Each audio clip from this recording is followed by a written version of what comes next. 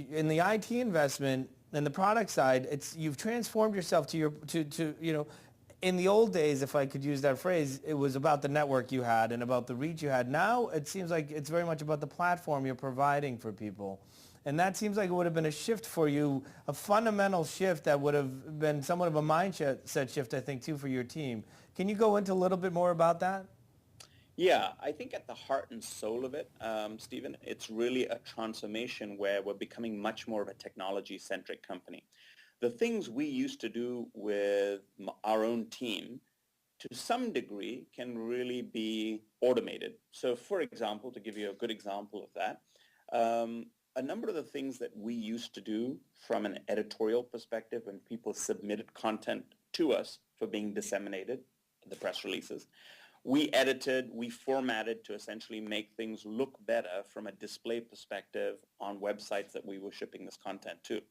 A number of those things with advances, for example, around XHTML, etc., can really be much more automated. So clients can really do a number of things at their end to ensure that how something looks can really be managed far more closely, rather than it being subject to a lot of editorial and post-processing at our end. So that's an example of where technology is allowing us to shift our focus to providing higher-end value-added services, more consultative support for them. So, but the transformation that we just discussed was really one where I think we're starting to use automation as a means of really driving efficiency in part of what we provide, while it allows us to focus on those higher value-added offerings. And then specifically on more of the IT side itself, a lot of the investment we had made as PR NewsWire in terms of building out our own team was in managing, for example, our own infrastructure, our own hardware, our own monitoring capability, etc.